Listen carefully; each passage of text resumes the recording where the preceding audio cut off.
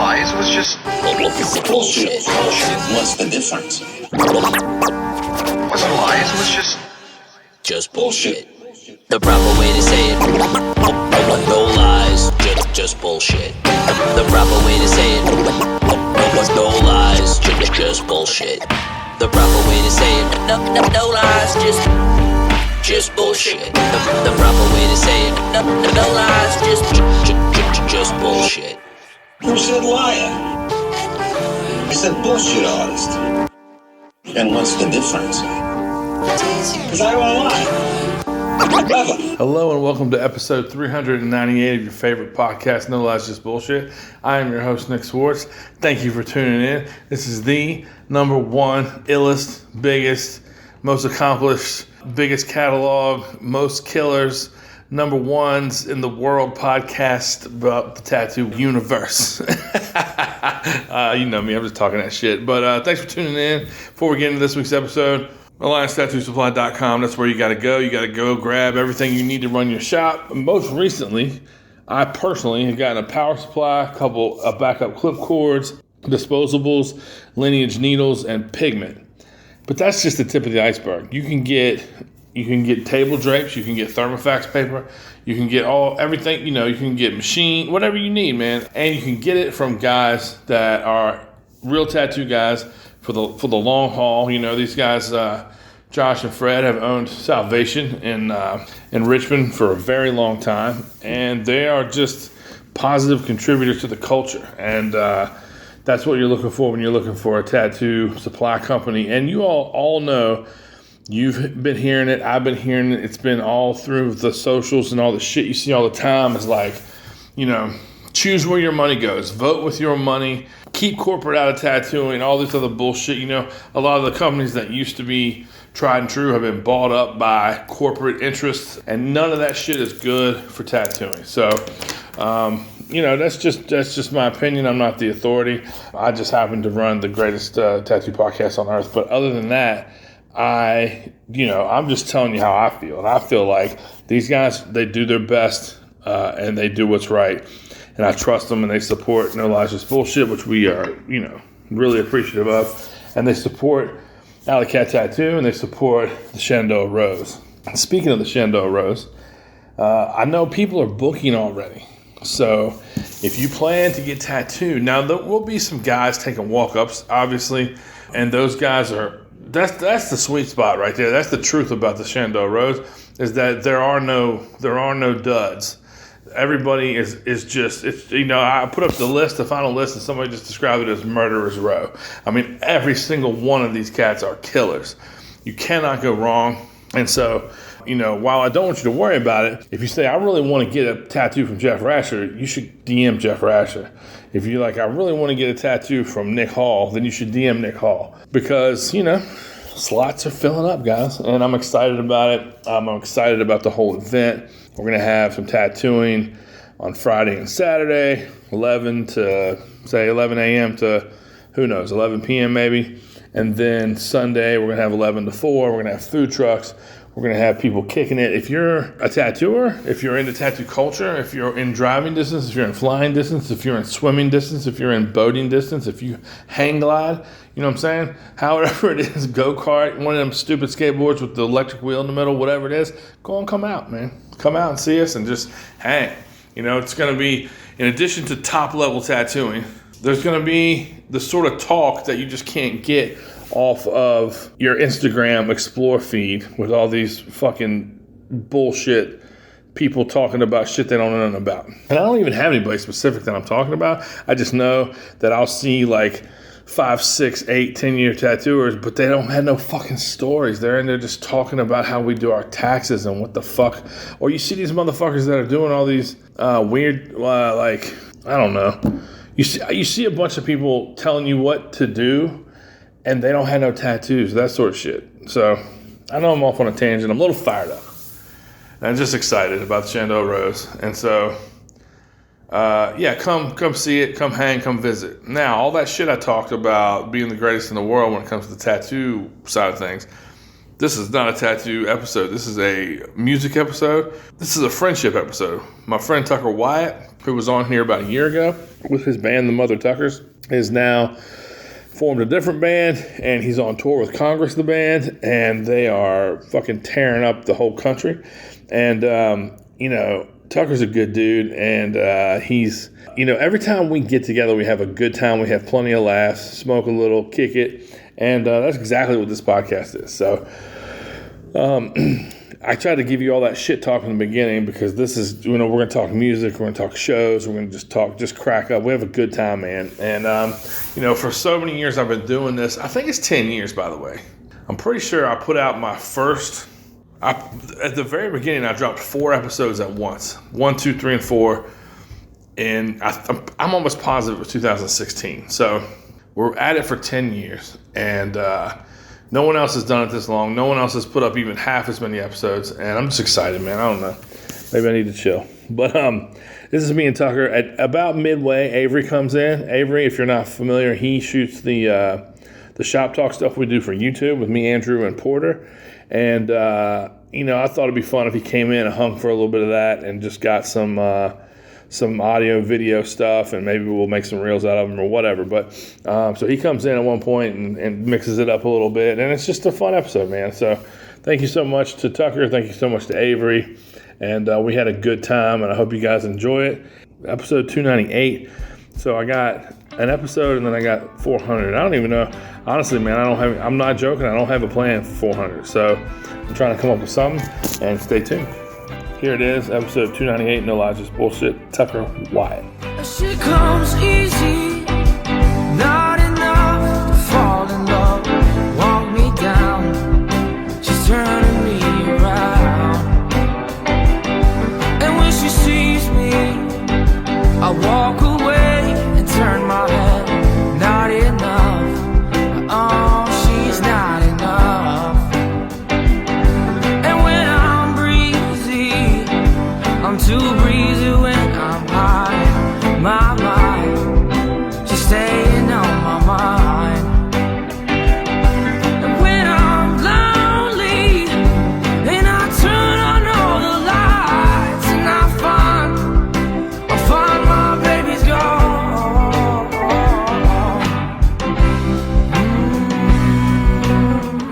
Not only do I like sleeping in, but I've been in this business 28 years in the tattoo business. We open at noon the whole time. If your day starts at noon every day you work, and whenever you choose on your days off, you have a tendency to enjoy sleeping in. And so between work and play, I tell myself you have to get 7. But anytime I'm given the opportunity to sleep 10 hours, but I take it. Yeah, sure. And I'm not a nap guy either. I know a lot of friends my age who will just knock out 45 minutes or an hour nap midday, and it just recharges them. They love it. It makes me want to go right.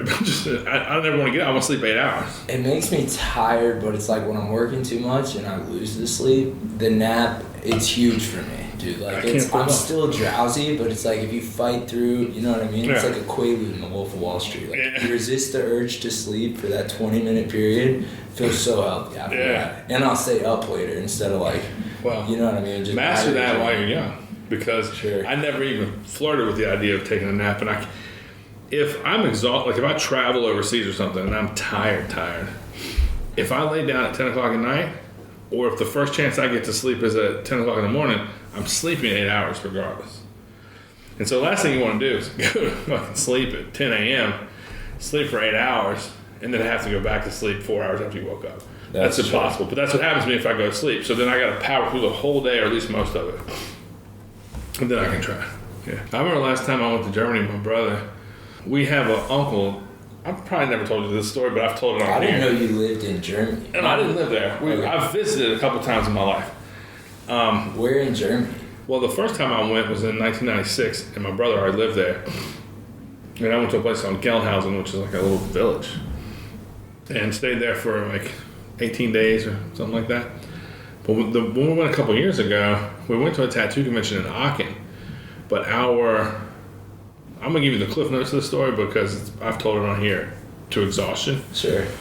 My grandfather faked his death in the 60s, or in the 50s, and he had a child that he had 3 families going, and he told had the police tell one of the ladies that he was dead, and that lady took her son, who was German, she was German, and went back to Italy. And then 60 years passed, and he did 23andMe, and got a hit on my mom's cousin Vito. Turns out this is my uncle, my mom's brother. Wow. And he came here and visited, and he's an amazing guy. Super fucking cool. Looks like my mom. Speaks great English.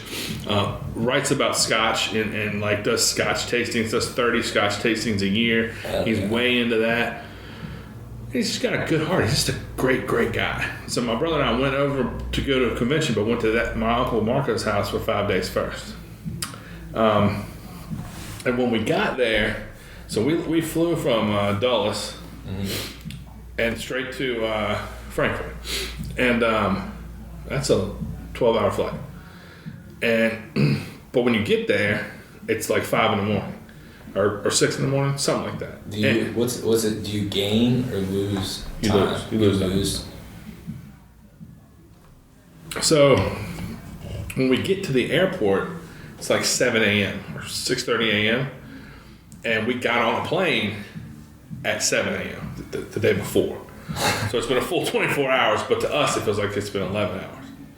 Okay? Jeez. Yeah. So we get there, and the airport. Okay, first of all, there's no air conditioning in Europe. It doesn't exist unless you're super fancy. But I mean, people don't use it in their house. People don't use it. There's like in buildings and shit. Does it not get hot there in the summer? No, it's sweltering.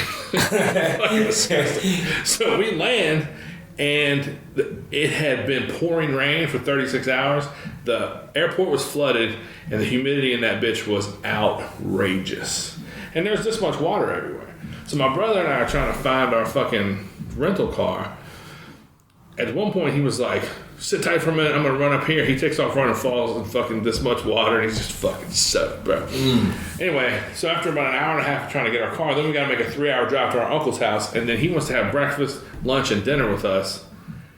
And by that time, I'd been up 37 hours or something. So we're like touring this little town in Germany, having a fucking hot dog or whatever they call them, some kind of sausage. And they're talking about our next move, and I was like, I'm done. And they were like, what?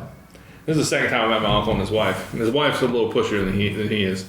And I said, yeah, I've got to go back to my room. I'm tired of some motherfucker. And Josh was like, oh, this thing don't want to show us, my brother. And I'm like, you can go see it, but I'm going home. I got to go. So I look at Marco, and I go, either you're going to drive me there, I'm going to have to figure out an Uber there. And we're like on the German hillside and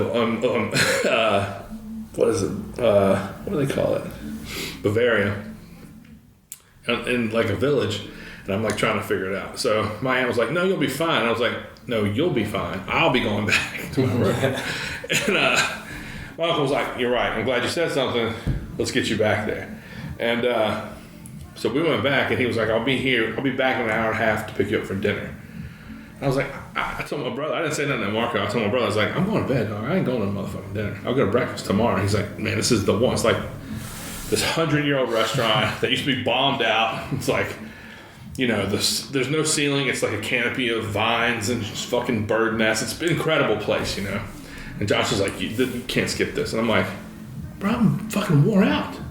I said, the only way I can go is if I don't go to sleep. And so I ended up taking a long shower, chilling in my room for about 30 minutes, and then I just stayed up through that. And we fucking drank I drank like a motherfucker on the plane, and we drank like a motherfucker at that dinner. Dude, being hungover when you have no sleep is, it's so insulting, bro. It's such a poor use of free will. Sometimes that shit hurts, dude. It hurts. It's one of the worst. But when you get old, bro, you're good. I was sure God. I still hurt, but I bounce back so easy. You sure? I feel like I've noticed that trend. I mean, I got a ways to go on it, but I definitely, even now, it's like I can't put it back like I used to, you know? Well, yeah, but see, my thinking is the opposite. My thinking is once you slow down, then you're out the game. You know, for me, it's like maintain that threshold for what I did for 25 years. You just ride it. And then you start to chill out. Like the Nick that you know is the chill Nick. I'm the real chill Nick, you know what I mean? I used to be not only partying a lot harder, but much rowdier of a person. But anyway, we're not here to talk about me, man. So let's talk a little bit about the last time you were here. Last time you were here was a lot of fun. It sure was. Cats went in on the booze. Things got slightly dicey, nothing bad. It happens, man. And we had a fun time. All good rock and roll. Great picture. Yeah, just for the sake of the game, it was fun. And at that time, you were in a band, the Mother Truckers, and you were... Mother Tucker. Mother Tucker, excuse me. I'm sorry. No, you're good, man. I'm bad. I'm stoned. Me too. Speaking of stoned, I was a lot more stoned for that episode. Let the record show. We got it in that night. It was a good time. For the majority, it was a blast. It was a good time. My kind of podcast. Yeah, a lot of fun. But at that time, you were playing for, and I don't want to put words in your mouth, but like fairly small rooms and a full house for you, like packed house for you, maybe 50 people. 50, 100 people. Right. And to be clear, I'm still playing those venues. I know you are, but if you're your typical, when I see you, it's usually 25, 30 people. Sure. And that's a good night at the Moose. And I've seen you play to 60 people there, but I've seen you play to 15 people there. That's just the nature of going to a regular gig. But, well, things have changed. Tell me how you got where you're at now. What's going on a little bit? Oh, we've been blessed, dude.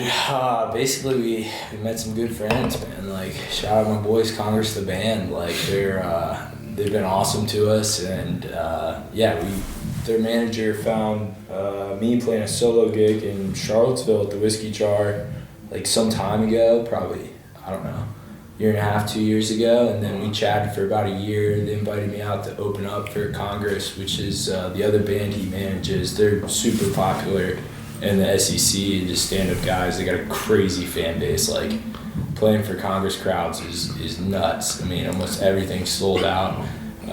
What's their sound like? Dude, so they're probably, I would call them like a modern Southern rock band. Right on, hell yeah.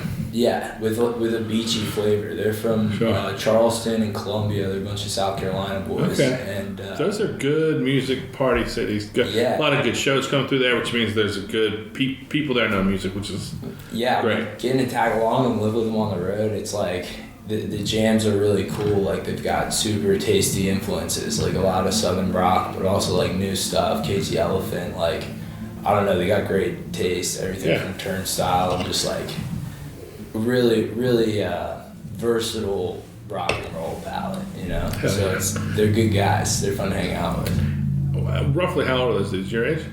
They're a couple years younger than me. They're like young. Well, yeah, the bass player, Rob. Well, no, I can't go on the record guessing ages. I'm like, who knows? Yeah, who knows? But they're a few years younger. How in terms of a band, how old are they? Like, how long have they been together, and do they have albums out, more than one out? I want to say they got together in COVID. Of course, I could be wrong. Like, sure. I don't expect you to tell their story. I don't expect you to tell their story completely. I'm just curious. I think their fan. All I'm trying to get to is you said their fan base is crazy, and the reason I mentioned the number of people that you're playing for is because that's changed. Definitely. I see you play some rooms, bro. Yeah. We've been, going around with Congress has been sick. Like, we played some Dream, like some straight up pinch me venues. Like, the sold out Jefferson was crazy in Charlottesville. Like, being from That's a big one if you live here. Dude, just goosebumpy experience. You know what I mean? And you gotta go out first. Emotional. That was first, and that was like the very first show for Congress. We were trying to. I saw you, right before that, basically. Yeah. At the Moose. Like a couple days before that, I think. Yeah, I think so. Yeah. I think so. You were holding it together really good. I'm sure the moment. Oh, go ahead. No, it was crazy, dog. It was. But yeah, playing for crowds has been like crazy. Like, Congress is really good at entertaining people, and they have a huge social media presence and stuff. So, like, they draw a really good crowd, and it's just, it's like living the dream, getting the opportunity to like play for those people. So, tell me. Jefferson show. Backstage, 5 minutes before you go on, are you ready to puke? Not ready to puke, but you're definitely nervous, and you gotta fight it. But there's like, I do a routine, like a pregame routine. Okay. It's got like a vocal warm up that my boy Willie B from Congress, their lead singer, put me on to. It's like a 20-minute YouTube warm up, and that's been super helpful for the voice. I'm drinking honey. I get my tea in there. Tea is key, man. Big deal. I always do some push-ups, and I might like go on a walk or sometimes run and stuff just to like get the energy up and and whatnot. And every show is different too. Like, you know, your role as an opener is kind of like, it definitely changes. Like, you know, if you have a 30-minute set and you're the first of 3, like that's a totally different job than when you're like the main support and you're playing for 10 minutes longer, you know? Sure. Because you're taking a cold room and just trying to get them like elevated with songs they know and stuff like that. It's totally, you know what I mean? That takes a lot of energy. And then I feel like main support, when you get to do that, it's cool because you get a little bit more time, so you can be like a little more creative with what you can play. Plus the room's a little bit warmed up. You still Sure, a gotta little get more them going, personal side. Yeah. But yeah, and then like had some really cool opportunities. Like one of the coolest venues we played was definitely the Refinery down in Charleston, because that's like a huge homecoming show for them. And our set had got rained out the couple days before that in Wilmington, North Carolina. And the boys were like super homies about it. They like felt super bad, and I mean there's nothing you can do. You just kind of wear that and go forward. But they like invited me out to encore with them. And this was like, I think it was like somewhere around 2,000 people, dude. Outside, huge stage, like big cement. I mean, there's like all kinds of lights and stuff there. And I got to go out for like, I think it's their #1 song on Spotify, like their most popular one during the encore. And so the encore slot was wild, dude. Did you sing backups or harmonies, or did you play guitar? I sang like backup vocals, and just like crush the chorus with them. But I got to go out for a fully stoked Congress crowd, like in their hometown. But warming up for that was the craziest thing in the world, because it was like you're going from sitting in the green room or like watching the set backstage and like just absolutely cold and you're trying to warm up, and then you gotta like go out and entertain 2,000 people, you know what I mean? It's like you also gotta set the mental aside. Yeah, like just dialing it in, dude, getting crazy, you know what I mean? You're jumping around, you're running around, you're talking to the dog, like you're just trying to get in the mood, you know? I love it. So did they tell you they were gonna bring you back out, or they just? Yeah, they gave me a 3-day heads up on it. Okay. So it's like I got to prepare and stuff, and they're like, dude, they're just awesome entertainers, man. Like they really hold a crowd and like I feel like tell a story in their set and stuff. And so the way that they interact with the room is really cool to see and to learn about. Like, you know, being on tour with showmanship and seeing them show to show, and like the way they just can like, I don't know, dangle a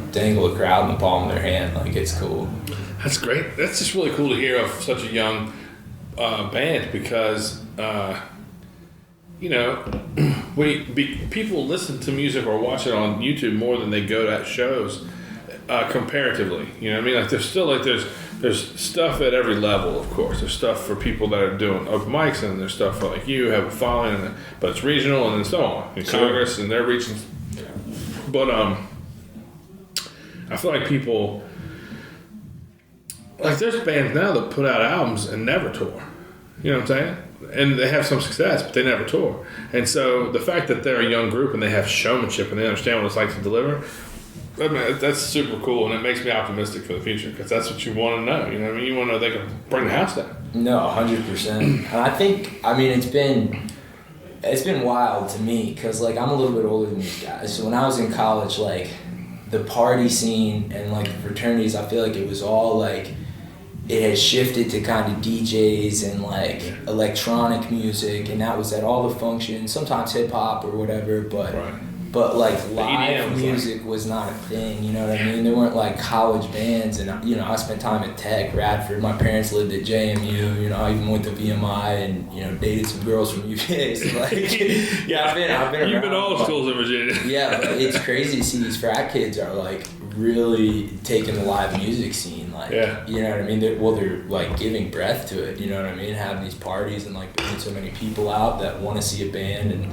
you know, they'll put money into production, and there's a lot of professionalism that's involved with it. It's a crazy like market, dude. It's been really eye-opening, but I think there's hope for like bands and live music, and you know, they say history's like a pendulum and stuff, but maybe these kids are listening to their grandparents, and because, you know, 70s music. Well, it's got to happen. Like the pendulum is, you know, people doing music You know, there's a girl that works here she works the front, not Ireland that you just met, but this other girl, and she is a DJ, and you know, but she does EDM and that sort of thing, and I don't want to say it wrong because within genres or subgenres, like crazy in that world, you know what I mean? For sure. But also has a really deep appreciation for songwriting, and she grew up listening to bluegrass stuff and jam stuff and dead stuff, and plays music herself and sings and plays guitar and is like good, like, can really play guitar. And but I said something to her one day about like electronic music not having a soul or just not being made by people but being made by buttons. And she's like, yeah, well, the people are pushing those buttons. And we didn't get deep into it, but the pendulum works like that. It's like 10 years ago, EDM was strong and people were, you know, and I know there's a scene, like a rave scene and stuff that goes with that, but it's not the same as like a performance. Even if you're bouncing behind your turntables or you wear a big fucking panda head or whatever, it's different than like people creating the sounds that are being absorbed and then those people giving it back to them. I'm not hating on that other music, but that's why the pendulum's swinging that way. No, I agree that it's different. You know what I mean? I got the opportunity to go down to Fort Lauderdale for spring break for like 6 weeks last spring, and I didn't know it till I got down there, but met a ton of DJs. Like that scene is super poppin'. It's so close to Miami, which is like kind of a major hub for electronic music and like I think it's open format like type stuff. So you know, it's different. I think it's all about goosebumps, you know what I mean? And so it is like, it's the same art, but definitely different, you know what I mean? And it's interesting to see it swing back so soon, you know what I mean? It seemed like, man, I didn't know a single like college band player at any of those experiences at all those Virginia schools. Yeah. So, like, you know. Nobody that just play music, yeah. Yeah. You know, man, some of the richest music experiences I've had have been with my homies that used to play the Moose. The guys that, unfortunately, our closest brother, Brian Gray, passed away. But he and I spent my birthday in June and New Year's Eve together every year for 21 or 22 years. And these other guys who I met by them going to JMU and walking in Alley Cat. I met them. They came in, a couple of them got pierced, a couple of them got tattooed. And I didn't know they were musicians. They were college kids, and I didn't pay them any mind. And then they, like, camped out there one day and were waiting for me to come out at the end of the night. Like, I was locking up. And then one of them approached me and was like, hey, man, any way you could buy us a case of beer? And I was just like, I looked at, there was three of them, and I just looked at all of them, and I went, you'll buy me a case of beer, too. And they're like, all right. So I went up the street, got each of us a case of beer, and they got super hyped. And then I did that for like 3 or 4 months. And then one time they invited me to a party, and I went. And I've been working in tattoo shops for years, and they were in a house down here at College Station. And I went in that motherfucker and looked around. And I was like, man, that's the wackest shit I've ever seen. I gotta go. And so then I left, and I invited them to a party. And they came to a party that we were throwing, and people were playing music, playing acoustic guitars and singing and stuff. And they were like, oh, this is the shit. When are you doing this again? And I told them. And then they came back that time, and they brought instruments, and they never said anything to me prior to that. And these motherfuckers are like 19-year-old kids doing killer Beatles covers and some handful of original songs that they wrote that were fucking great. And, you know, some Dead covers and just some old blues jams, like blues covers from, you know, they just blew my mind. I had no idea that. And the Beatles was their main thing. But we went and did that for a couple of years, and then one day I invited them all to my house over here on Wolf, and I cooked them dinner. We watched The Last Waltz, and of the 5 of them, only one of them had seen it. And they formed a band that night, and that band went on to be the band that played. We did a documentary about that band. They played the Moose a bunch of times and raised like $10,000 for the Moose when it burnt. Robin was in that band. You met Robin. Yeah. We opened for Robin here. Yeah, I did. Yeah. He was in that band. There was 2 iterations. The first one was called Poor Farm. The second one was called Sly Devil. Yeah. And I got a Sly Devil shirt that I wear. That's a good shirt. It's a heat shirt. Yeah. Andrew fucking. Absolutely Sunday starter of my wardrobe. Hell yeah. It's a good one. I got to make sure you take some stuff with you this time. But yeah, I had a ton of rich experiences with those dudes, and they were in college. So that was like before the pendulum swung to more electronic music and DJ scene, you know what I mean? They did that thing as it swung and went that way. Because, man, when I first moved here, the Crayola House was vibrant, and there was tons of fucking shows of local bands. And I mean, I've watched fucking 20 or 30 local bands come and go in this area in the time I've been around. Sure. Of all genres. You want to know one? Yeah, I'll take one, brother.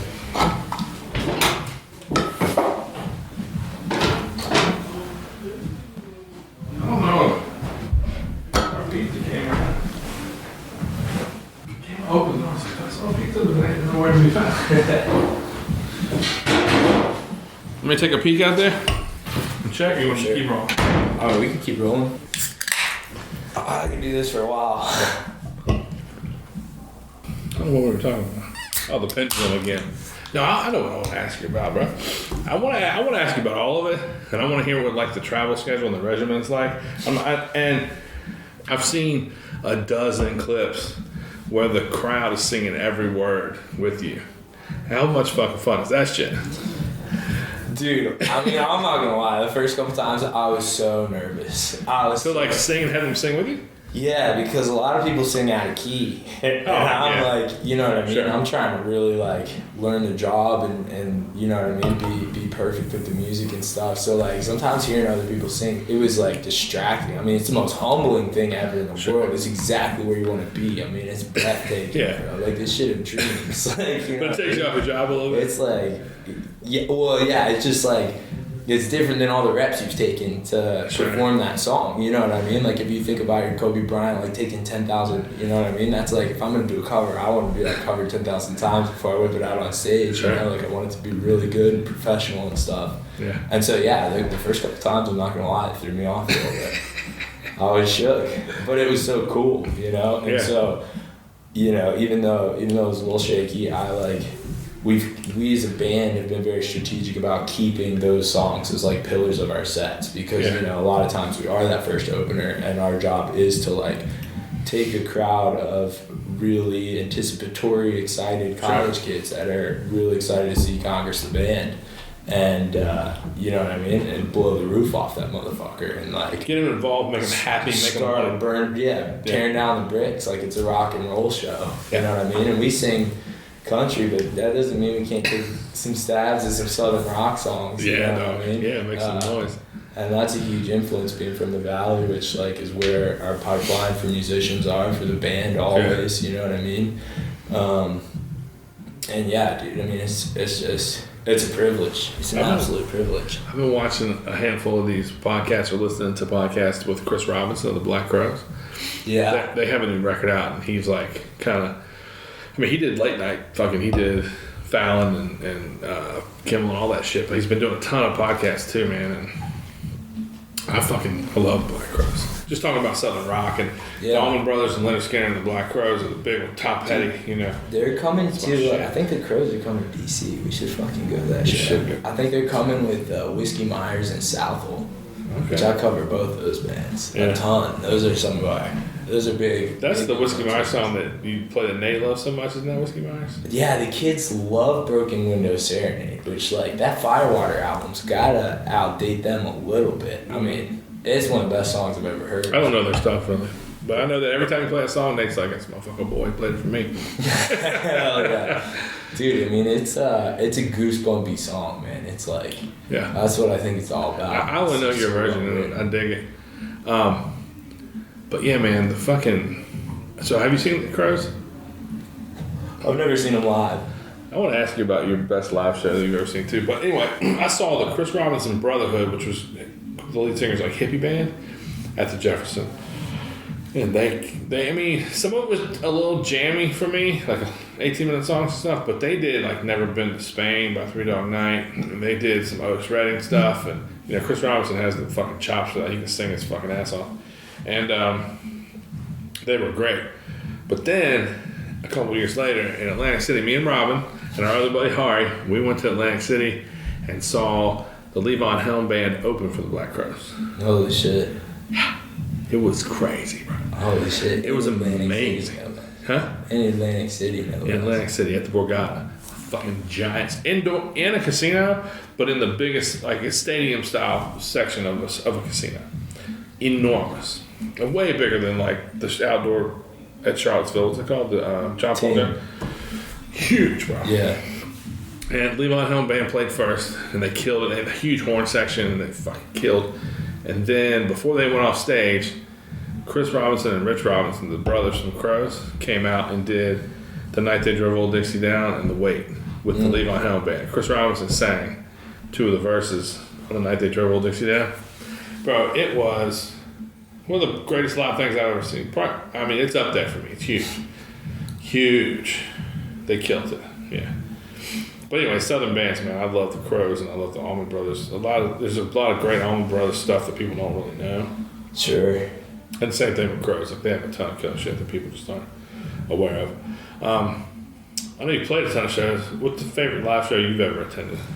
Or you have one? Dude, you know, honestly, I'm going to preface this answer and be like, I haven't seen a ton of live shows. Yeah. It's so crazy for a performer. I've seen a lot of live shows in Austin, Texas. Yeah. And I've seen a lot of live shows, you know, here in Virginia and down in Florida and some other places I've been. But big production concerts, I've seen like Molly Tuttle live was very good. That was a crazy show. Never seen anything like that. I've seen Billy Strings live in.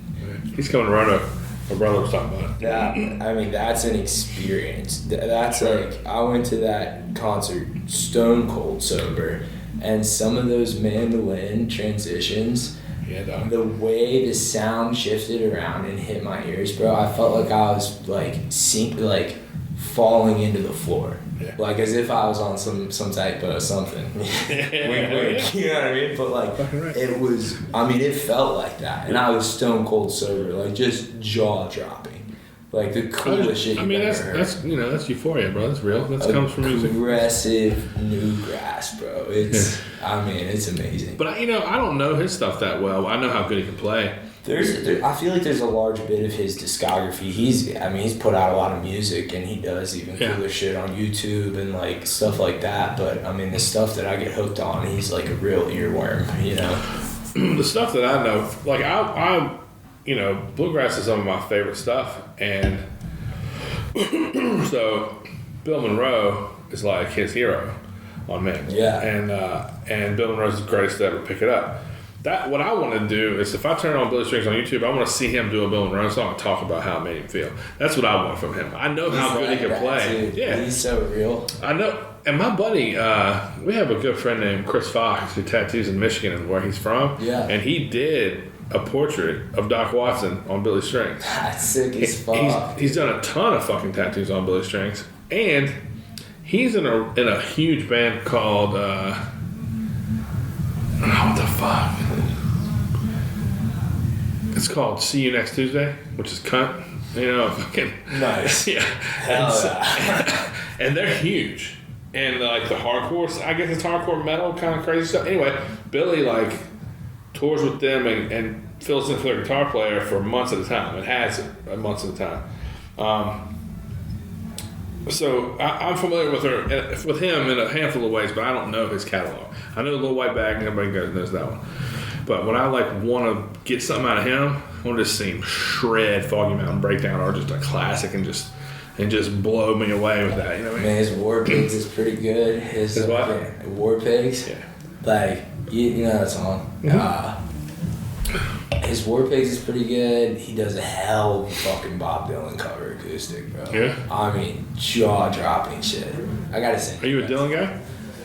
I'm not. Honestly, I'm not. He got some joints. At large, but like, yeah, I mean, I will say probably my favorite song in music recently, and it goes through phases, but is probably a Bob Dylan song. Yeah. It's like, that's probably a cover that I do that's like it's kind of a mix between Bob Dylan, but it takes the Billy Strings version and borrows some stuff from the Susan Tedeschi version. Oh, that's the best way to do it. What song is it? Don't Think Twice. Oh, dude, Waylon Jennings does a great version of that. Yeah, when we get that 40-minute set, we've been slipping that in there because it is. Waylon does a great job too. Yeah. I like Waylon's Never Been to Spain though. Oh, right. That's the never. You and the live song one earlier. I'm like, dude, that. Yeah, man, that song. Heat. Speaking of favorite concerts I've been to, If you ever go to Austin, Texas, bro, like Nether Hour. Yeah. Fantastic band. And they really like started me, helped me like get into this. They would let me play their set breaks at their like solo day gigs and shit. But them as a band, or Bob Flacco is their lead singer. He's like a South Texas dude, and he plays with a bunch of Louisianans. And I saw him cover that song, and dude, it was the tastiest shit I've ever seen in my life. Like peak live music experience for sure. And have you ever heard, I know I did this to you and you're always like, no, Nick, I haven't heard it. Because I know that you just haven't had as many people around you. You call me green. No, but, but there is. No, I mean, there's an interesting aspect to you saying I haven't seen that many shows, but I know that's not what you mean. You've seen 1,000 local shows at bars, shows at mid-level. I've seen. But you haven't seen the modern. You haven't seen Metallica and Lady Gaga. You know? Actually, I went to a Lady Gaga show, dude. My wife and my daughter just went in DC. In DC, I was there. Were you there? That shit was crazy. Shit. I got pictures on my phone from the fucking. Yeah, my wife and my little girl were there. It was nuts. I'd never seen production like that. It was a fucking. Oh, it blew my kid's mind. And then at the end, she got all acoustic. She's incredible voice, like wild performer, and at the end, like all intimate, fucking on just her and a piano talking about she's been touring for 20 years and like she has no idea. I mean, wants to do it her whole life. Like super inspiring shit. Yeah, I respect her. I respect the game. We went to Bobby V's Steakhouse, which is like a high-end steakhouse in DC. Yeah. And after we had dinner, I walked back to our apartment, and they walked over to Lady Gaga. And then I got called an Uber to Tattoo Paradise at the shop up there and kicked with my boy Nate. But yeah, it is interesting that, you know, when you say you haven't seen that many shows, you mean like, you know, I've seen the Red Hot Chili Peppers. I've seen fucking Kid Rock 25 years ago, bro. I wish. My first wife was a Kid Rock fan. I saw this motherfucker on his first big tour. Shouts to Kid Rock. Shout out Kid Rock. Anyway, I've seen a bunch of big shows. Speaking of Kid Rock, I got no Kid Rock. I know he's like a polarizing figure these days, but on the come up years ago when I first got involved with the Harrisonburg scene, I went out to Nashville. One of my first trips to Nashville with my boy. One of my first music trips to Nashville, and I sang country rap hooks at this studio, 808 studio, or the 808 Farm, I think they called it, for some country rappers, and apparently Jelly Roll and Kid Rock were like in with this producer who owned that studio, and he had crazy records on the wall. Man. Yeah. Like the B.O.B. Airplanes album, and one of Beyonce's shits, and I think one of the Carters. Oh wow. I don't know, but yeah, just wild shit on the wall, but anyway, and apparently Kid Rock had been there the night before. Oh, okay. And everybody that met him said that he would literally like don't bring your wife around him. That was his rap. Dude, like I asked him, like honestly, you know, I'm smoking joints with these people. You know, the way I see that, him being polarizing is like, I don't go to a butcher to learn about surgery, you know what I'm saying? Yeah, and so sure. I'm not going to go to that fucking guy that know about politics, you know what I'm saying? No doubt. It's like, just because you have an opinion doesn't mean you know a motherfucking thing. But full transparency, I don't like none of these motherfuckers, bro. I don't like Trump, Biden, Kid Rock, none of them. I don't like nobody. I'm with that. I ain't with none of these motherfuckers. I'm with you. But I'll just ask you is if you've heard the Byrds. They have an album called Sweetheart of the Rodeo. And, you know, it's like the best Western album you've ever heard. And they're like a rock band from California. The Finches? Huh? The Finches? The Byrds. Oh, the Byrds. The Byrds, yeah. The Byrds. Yeah, they have a Western album called Sweetheart of the Rodeo. The Finch is a kind of bird. Is that what you're saying? Dude, yeah. You're stoned.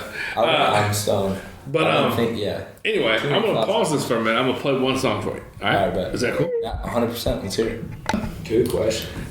We were talking about, I don't know, we stopped to play that bird song for you. The Finches? Yeah, the Finches. The Finches.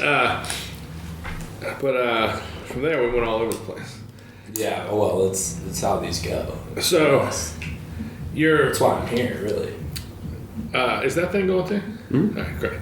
So, tell me how you met Pamela. Oh, boy. That's like classified information. How I met Pamela. That's, That's interesting. But yeah, Pamela is our new single that we're about to drop, which we've been working really hard on, and we're excited. We've never been on Spotify before, so that's like very new to us. And I wrote the song with Dylan Norquist, who produced the song in his studio and stuff. And art is in the ear of the beholder, if you will. And we. So it can mean a lot of different things to a lot of different people, but Pamela, one of our band members, has a prescription for lorazepam. Right? I don't know. I thought about being spooky and trying to keep it concealed. But this is what this. But yeah, there you go. All right, so we had to write a song. We got a couple days off the road. We're on tour with Congress the band. Shout out, it's been awesome. But we get a couple days off, and we're like, all right, boys, we got to take this opportunity seriously. We got to go to the studio and come up with some ideas, whatever. Sure. So we're coming back from the road, and it's just been, it's been our first tour playing for full sold out shows, big rooms, huge historic venues. It's a lot of business, a lot of last minute details are always changing. You got to be head on a swivel down to adjust. I mean, the band's been a real team about operating and getting all the right spots at all the right times and stuff. And so the road is stressful, you know what I mean? It can be stressful. It's a privilege. It's an absolute privilege, and we love doing it. It's so fantastic. With the privilege comes responsibility, and you gotta be resting, and it's exhausting. So it's the music business, right? Yeah, definitely. So it's business. Exactly. There you go.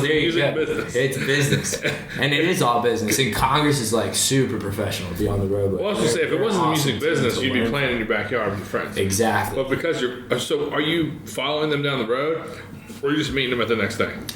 It depends. For a while, we were following them on the road, during our little the first couple shows we did is what I'll say. We took our own car or whatever, and then I was going to do some solo shows on the tours of the band. Went back home to Virginia to fulfill other obligations, and I went on the road solo. So then I was in the van with them, which was sick. Just really awesome opportunity. Had a great time. And then funny enough, the boys were coming to meet us down in Destin, Florida. We had just played Baton Rouge at LSU, Tuscaloosa at Alabama. Then we drove back. Then we drove back to Louisiana. The luckiest motherfucker in the universe. I swear to God. So we go from Tuscaloosa over to the House of Blues in New Orleans. I mean, these guys dude, they crush a show, and they got super loyal fans, and they're doing crazy stuff. I mean, they're on the up and up. They're a fantastic band. One of my favorites. I mean, you asked earlier about favorite live shows that I've been to, and I haven't been to a ton of commercial shows. It's a weird eclectic mix, but Congress band is definitely up there, man. They really put the work in and grind it out, and they're just wonderful musicians that are super real and work really hard and crush their shows. Sure. But go back to Pam. Yeah, so Pamela, anyway. Okay. Pamela, yeah. So I'll just give you a scoop. I mean, one of our associates, one of our fellow pirates on the ship, has a prescription to manage their anxiety condition. And I say that with no judgment, we all. Sure, yeah. That, in the great words of the J. Giles band, every now and then we do get desperate, But anyway, so the road is stressful, and we wrote lorazepam we wrote Pamela about lorazepam. Yeah. Because it gets stressful, and Pamela could save you, and so it's a love song to the idea of maybe abusing or responsibly using, depending on your perspective, anti-anxiety medication. Hey, man. But it came to, and the thing about Pamela is we submitted 4 or 5 songs to our new manager we just signed with, same guy that manages Congress the band and a few others, Bo Tripp, shout out, he's a homie. If you want to book us, hit him up on Instagram or otherwise. But you said you submitted a few songs. We showed Bo a couple songs, our new manager. We gave him to our new manager, and he fell in love with Pamela. And then he's been showing people Pamela, and getting good response. I gotta keep something secret, but some crazy role models of mine have heard Pamela and are love Pamela. Yeah, it's a great tune. I just heard it for the first time. Really exciting, and I owe a ton of credit to Dylan Norquist, and you know what I mean. Even Quantum Lou was in the studio with us too, but Dylan produced the song and cut it up and ran the DAW and had the vision and wrote a lot of the music, and then we collaborated on lyrics. Can you if you don't mind. Yeah, what's up? I don't want to overstep my boundary. I also don't want you to feel pressure if you don't want to do this. But What's if up? you do want to do this, when it's time to drop a single, let me have one of my guys make you a nice cover for Pamela. I would be down as fuck. I've already got 10 ideas, but I'm not going to say them here. I'd be down. But yeah, let one of the guys, so when you drop it on Spotify, the artwork is I'm with that. tits. You know what I mean? I'm with that. That'd be super easy. Yeah. That'd be super easy. You know, that fits in with the vision too. Because like we've been grinding and we've had some luck and we've been working hard. But it's like, you know, we're just from a great art area.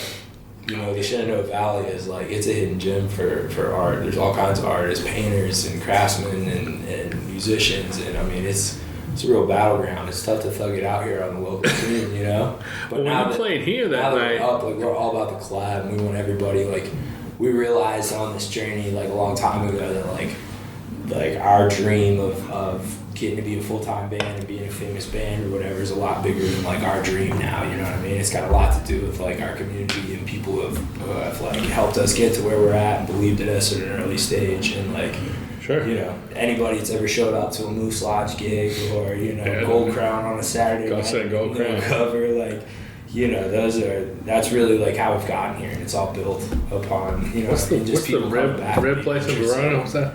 Oh yeah, Rack'em Sack'em's Ribs. Rack'em Sack'em Ribs gave me a guitar. Like I have some family members in that bar. Yeah, like I love that place. And honestly, fire all food. those things give a richness to the music that otherwise wouldn't be there.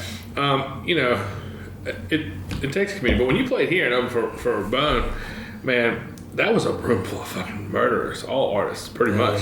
No doubt. But they loved you, man. We had a great time that night. Man, it was a fun show. I just tried, dude. I got some great advice about music and art, you know, a long time ago that, like, you know, 2% of it is talent and knowing what you're doing with the craft.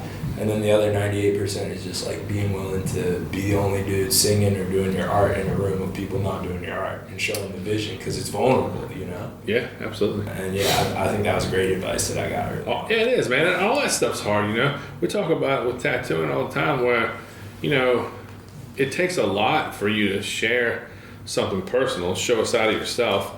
And, you know, when I talk with these guys about doing it, these tattooers, you know, it takes a certain amount of ego to say, I did a good enough job that I'm going to show this to everybody. And then as soon as you fucking show it, the humility has to hit you and you have to go, well, what if somebody that I look up to is looking at this? You know, then what?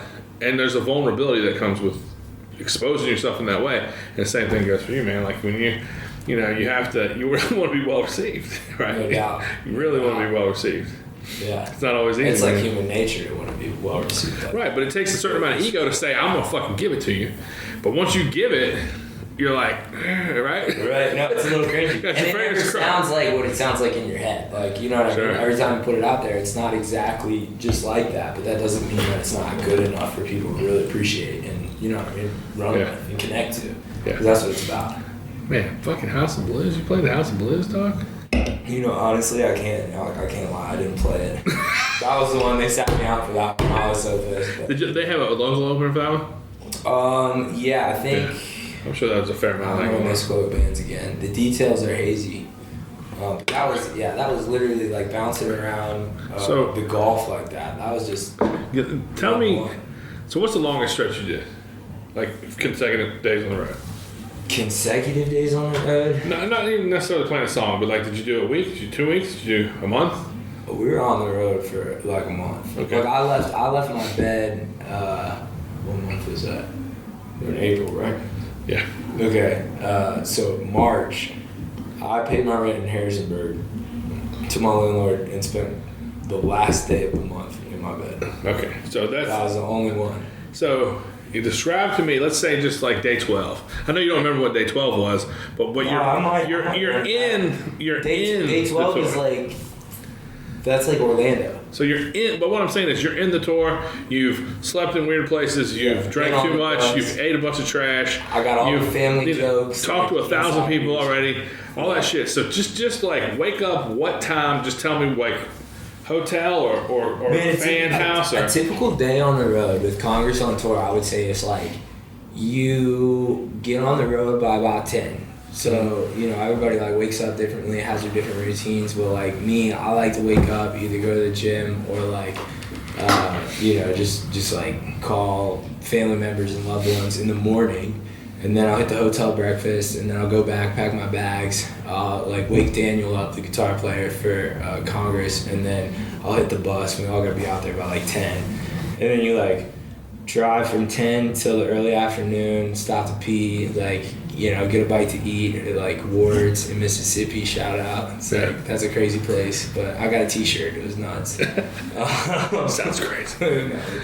But so then you're driving all day, and then early afternoon you'll show up to like a really cool venue or like, a fraternity house in the SEC somewhere, and that's load in, and we all help like load the U-Haul into the show, and like all the equipment, the amps, and like everybody, instruments, the whole crew, like even the filmers and like photographers and stuff. And then we run sound check, and like typically the headliner goes first, so Congress will get there, set up, do their sound check, make sure everything sounds good, and then the main support will go next, and then the first opener will go after that.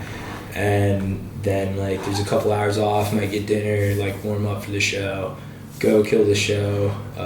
Typically first opener's doing 30 minutes, main support's doing 40, and then the Congress will do a 90-minute set. Yeah. And then you pack it all up like the circus, and you get on the bus, and sometimes food's at the gig, sometimes you stop for food after the gig, but you get on the bus and you go to the next town, and you maybe crash in a hotel depending on the leg, like if it's a 2-day leg or a 1-day leg. Like a lot of the times the 1-day leg, you're driving till like midnight, 1 a.m., sometimes the wee hours, and then you wake up at 10 and you're in that bus by 10 and you do it all over again. Mm-hmm. And it's good thing, it's amazing, man. It's the coolest thing. It's what every musician dreams about. It's such a privilege. It's like, it's demanding and it's hard, but it's like, like that's just being honest, but it's like it's too much of a privilege to not just like soak up or try. But during the drive, for instance, like pinch me. Somebody might be snoozing, but 3 or 4 of you motherfuckers are bullshitting, cracking jokes, talking about the night before, telling stories, all that shit. Dude, like, and it's crazy because like I've known these guys for 2-3 months, but like living in a bus with somebody like that, man, like, and staying at the same hotels and just having like a crazy. I mean, it's such a privilege and so humbling of an experience. It's like, it's kind of hard to describe to other people and loved ones sometimes. And so it's like having that bond with them, like it's literally, I've not had such funny inside jokes since like growing up with I had 5 sisters growing up. My little sisters, like joking with them and shit, like this shit that gets brought up. So it's like, it's straight family vibes, and they're like I said, absolute showmen and professionals. So they really like run a team and stuff. And it's just like, it's a good vibe. Like everybody's just like all about working hard and goofing off. Like does it get much better? It's a dream, dog. I know that's what you and your homies do, right? Y'all doing a gig together. Man, I love seeing motherfuckers, young people making art for a living. No, it's so cool. Nothing better in the world. Both of y'all, fucking. You pursue the gig, you do the gig, you go on to the next gig. It's a privilege, man. That's shit, man. It's such a privilege. That's shit, bro. It's like, it's made me really obsessed with pirates, dude. It feels like, man, my boy Andrew, shouts to Connor, bro. Connor's always talking about the pirate battle. Bro, it's pirates. It's like nobody's, like, you got the skill from somewhere by following the rules and going to classes and taking the lessons and reading the books. It's like being in the Navy, but then like, eventually you get fed up with the bullshit, and you're like, I'm just too curious about this shit, and so you go off on your own, and you know what I mean? You use your skills, and like, there's honor in being a pirate. You're doing your own thing. It's outside of society. A lot of people don't understand it. It's super demanding. Like, you make a ton of sacrifices for it, but it's a privilege. The spirit of tattoo, bro. Free is that's like, the spirit of tattoo, right there. That's rock and roll, man. That's fucking like the rebel. Like, you're out there on the edge. Like. I think 49 Winchester said, it's a shame to be so rich when I ain't got no money, Just like it's a shame for a girl to be white trash and pretty, like it's in the same song. I'm making all these analogies, and that one like sticks out. You might be richer than me, you might have more security than me, you might have more family connections or happy relationships or whatever it is, like you might have all that stuff that is wealth and makes you rich, but like at the end of the day, you don't know what it feels like. You ain't done shit. To be alive. Yeah, you gotta go and there. And to to sing your soul out like on a stool in Austin when like you need to make tips to like eat, bro. Like that that is like, that's shooting a dream, and that's like a privilege that very few people like get to experience, much less get to like nail and then move on to the next step. Like, it's just so like humbling. It takes a shit ton of luck, and like, you know, it's not easy. That's the thing that when people glorify, like I said, I'm trying to, you know, show the parallels between that and tattooing, and basically ultimately what it is freedom. You're free to fuck up, and you're free to do it. Yeah. And you have to do it. It doesn't happen for you. You have to do it. But in that, you're free as a motherfucker. You don't answer to nobody. You don't fucking play by the rules. You do what the fuck you want. Set your own course. Yeah, and that's the spirit of what tattoo means. And that's the spirit of entrepreneurship, man. Like, you can decide. You can fucking do exactly what you want or not. You can tell a promoter no, or you can fucking embrace one another and do great business together. And, you know, for a young person to go, well, I don't want to work in a cubicle, and I don't want to fucking work on a fucking battlefield, or I don't want to work wherever, in the fucking shipyards or whatever, dig a ditch. It's hard to do it on your own. It's scary. You know what I'm saying? That's why I give up to Avery all the time. Like, he is spearheading his own fucking business and aggressively pursuing that. And you're aggressively pursuing that. And that's what I've done for the last fucking 25 years. Valley Cat Tattoo. It's like, I've aggressively pursued being free enough to do whatever the fuck I want while running a business. Like, pirates can't not plunder. They have to do something. Right. You know what I'm saying? So, like, you have to play the game. You have to fucking... Like, in order to survive, you have to go after that money, all of us. Right. But you do it on your terms. Yeah. Yeah. No, and what a privilege, dude. Like, just an absolute privilege. That's fun, man. It's the shit. I'm out. That's just been a But yeah, man, my hat's off to everybody who makes art for a living. Straight up, man. Everybody who makes art for a living. Whether it's paintings or tattoos or performing music or fucking sculpting or songwriting or fucking whatever it is. If there was nothing and you made something and sold it, well, shit. Fucking hats off to you, man. Craftsman, you know? That's the shit. Yeah, that's it. For real. Yeah, man. Yeah, I thought when you said a day in the life, I thought you were going to be like, get up, do a rail of crystal meth. You know what I'm saying?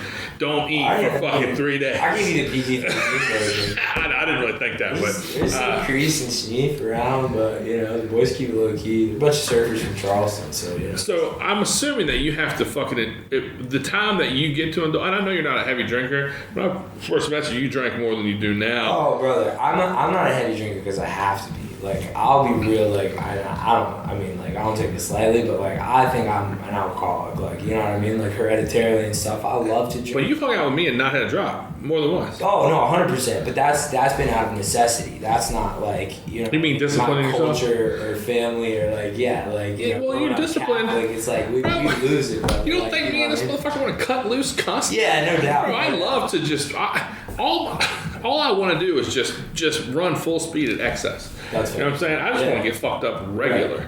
But I can't do that because there's other shit involved. You know what I'm saying? So being disciplined is a good thing. So yeah, so it's a new thing, but it's true. Is your window from the time you finish until the time Congress finishes?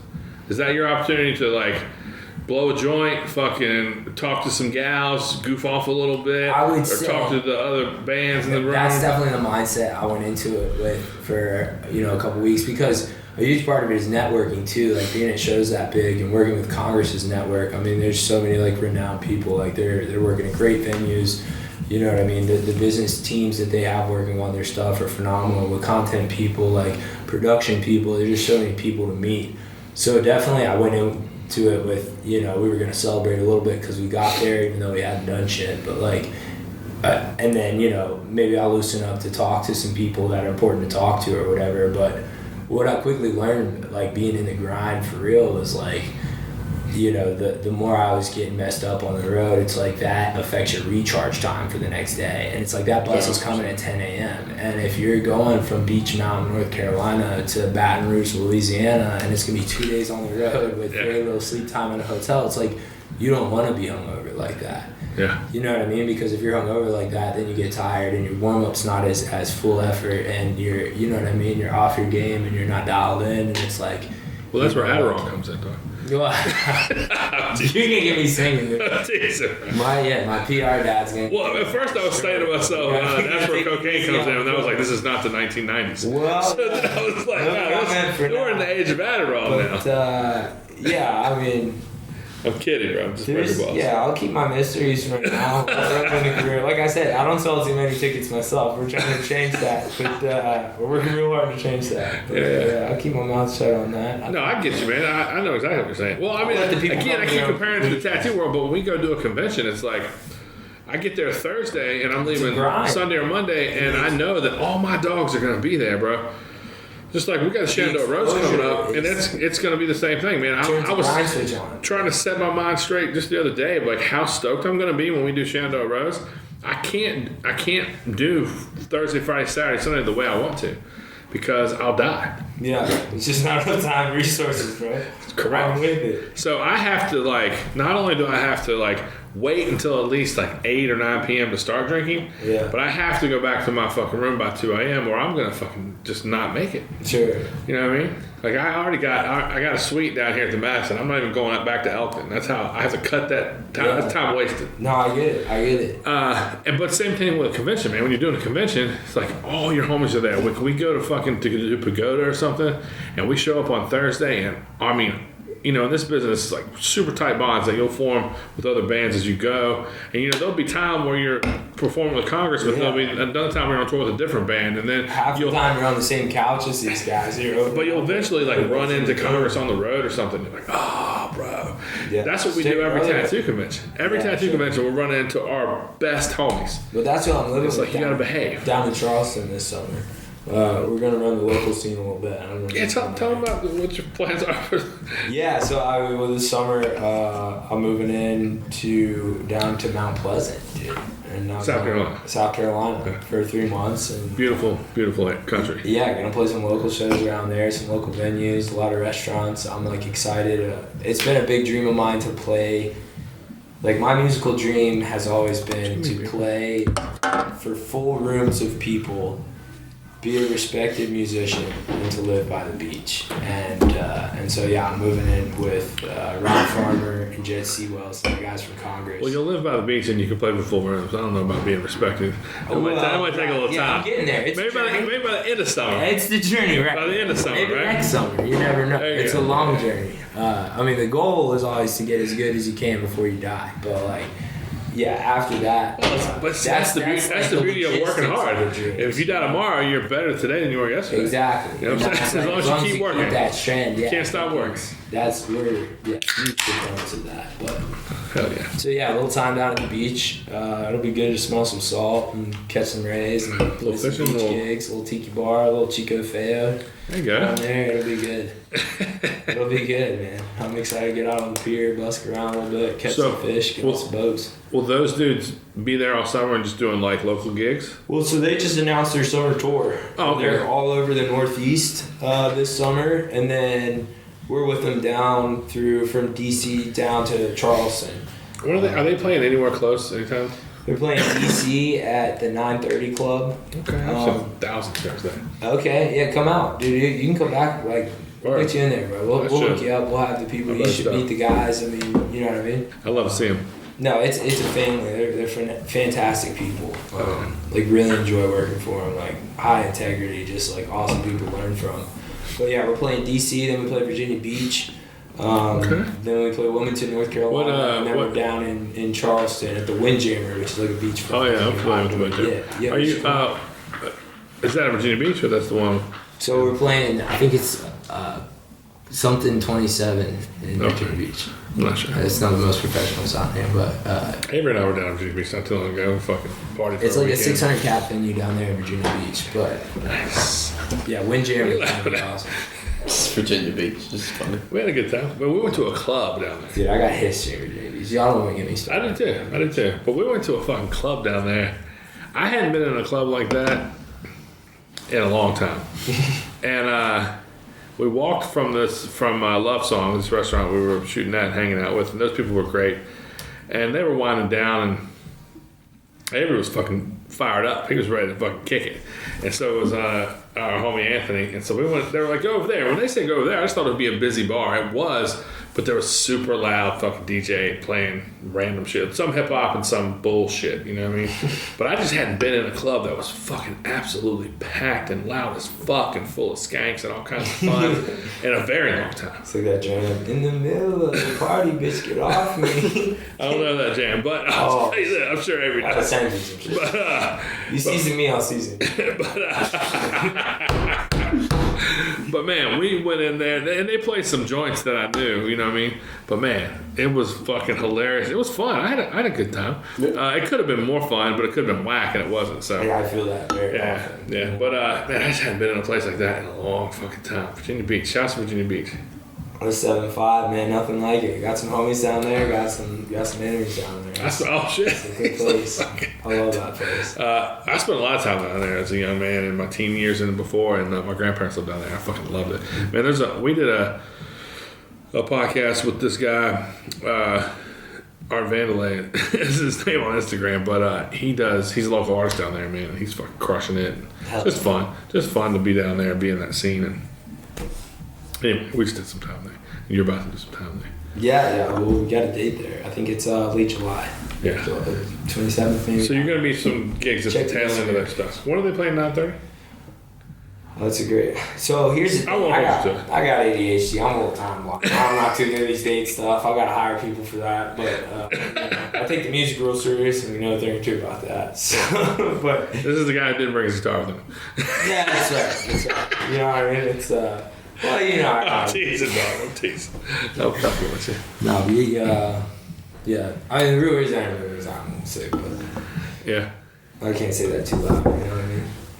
Cheers. Speaking of that, though, I mean, it's been crazy on the road. Like, I don't know if it's being in a van with 9 or 11 guys, like in a 15-passenger van, or full up. Going down south when it's still cold back home, fucking with your body temperature or whatever, seeing all the pollen blooms down south or whatever. But I've been sick, man. I'm sure. Maybe it's stress, who knows? But it's like I've been sick every time I come off the road for more than like 36 hours. I'll get like a head cold. It just beats you up, man.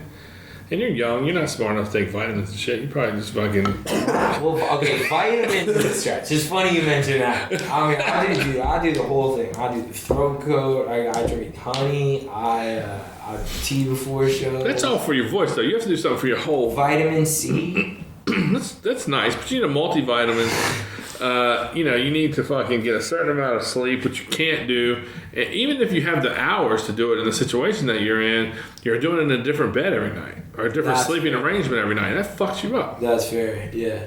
Fucks up, different in there. And depending on the room that you're in, your awareness is different. Like your subconscious, you might go to sleep, but your mind still might be like, why am I sleeping on a closed-in porch at a fucking frat house? You know what I'm saying? Dude, I feel like most of the time your mind is like waking up and you're stumbling into like a 7-Eleven somewhere or Love's truck stop. Yeah. It's like you're sticking a big old content camera in your face with a huge microphone and you're like, where's the bathroom? And you're like, where's the tequila? You go in and you're like joking with your buddies a little bit but still waking up and you ask the lady at the checkout, like you get a little pickle shot and an immunity shot. You know what I mean? Maybe a Slim Jim and a yellow Gatorade. Oh, hell yeah. You go to get back on the bus. So that's the bullshit I want to hear about, right? That's the lady. That's the bullshit I want to hear. You're like, dude, like, what state is this? Like, where are we? And what day is it? Like, it's Tuesday, a word, like... And you're holding a Slim Jim and a pickle shot? Yeah, Slim Jim, pickle shots. Camera in your face.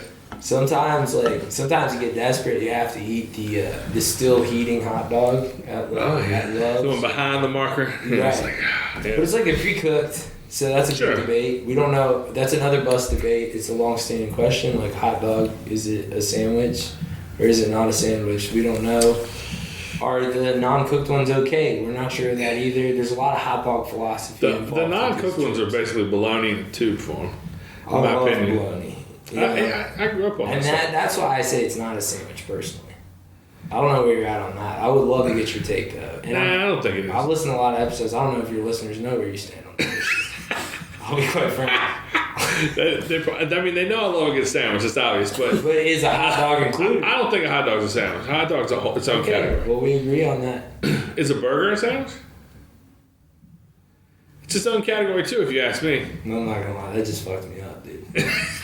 Man, you won't even be listening to music on your ride home. You'll just be thinking about hamburgers and whatnot. This is my walk. You down? I got you, dog. Avery, you down? Like, come on, dog. One last. I can park here overnight, yeah? Sure. Alright, fuck it. We'll send it.